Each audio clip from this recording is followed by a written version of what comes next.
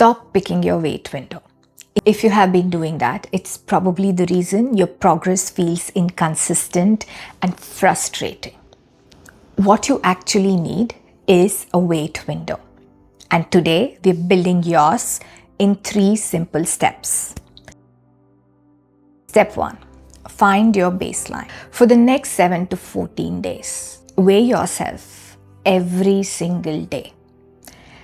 Every morning, same conditions. After your bathroom, before your food and water. And here's the most important thing. Do not react to that number that you see on the scale.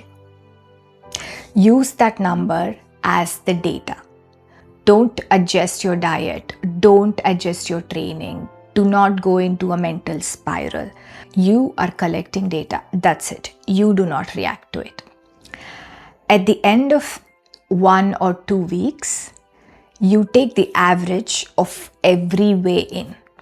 And that average, that's your baseline weight. And that's what we're going to be working with. In step 2, we're going to create a range that you can work with. Take your baseline and add buffer on each side. It could be plus 2 to 3 pounds on the left and plus 2 to 3 pounds on the right. So if your baseline is 147, your weight window will be around 144 to 150. Now that range accounts for all the stuff, all the changes that happens on your scale every day. And it has nothing to do with fat, as we saw in the previous video. You might ask, how big my buffer has to be? And the answer depends on few things. 1, how strict do you want to be with your weight range? 2, how your body holds water. 3, your height. Smaller frames, they would need a tighter range, whereas taller frames can go with a wider buffer. But the real answer comes with your own data that you collect. Step 3. This is the most important step, and this is the one that makes the whole system work. Test your window. Because the range you just built, it's your first draft, not a final answer.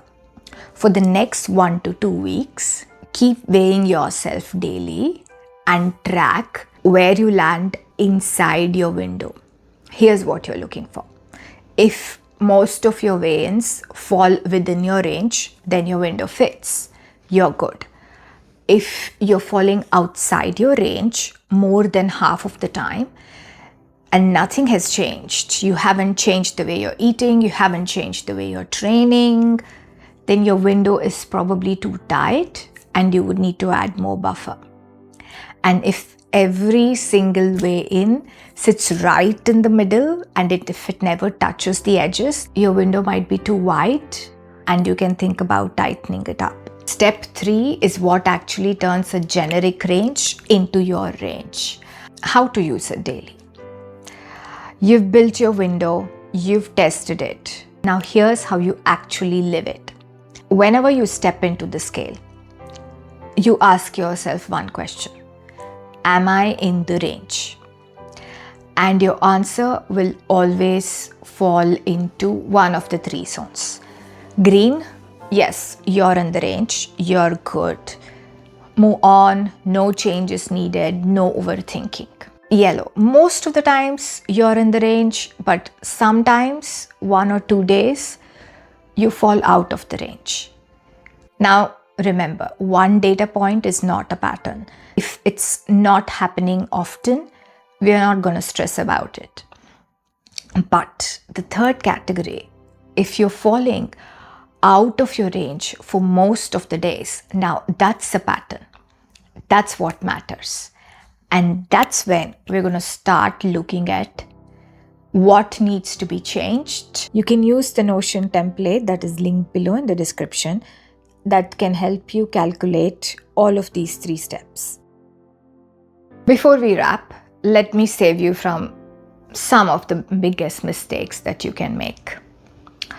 1, changing your range every single week. Your window needs time. Give it at least 4 weeks before you adjust. 2. Picking a range that is too strict. That's too tight. If your window is 2 pounds wide, you will be probably out of range every other day, which means that you will be stressing a lot. 3. Comparing your weight window to someone else. Each body is different and each body needs a different kind of range. And if you compare yours with your friends, that's not going to serve the purpose, because you have built your window based on your data and your friend has built her window based on her data. 4. Ignoring context. Life happens, right? You might get sick, you might be on new medication, travel. Your window doesn't account for all of this. You do. You make the call on whether this number matters right now. Here's what changes when you build your own weight window. You stop asking every single day, why did my weight go up today? And instead you start asking, am I still within the range?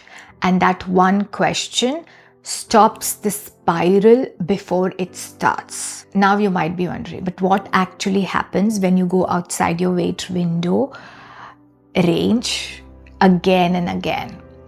Do you restrict? Do you course correct? Do you just wait?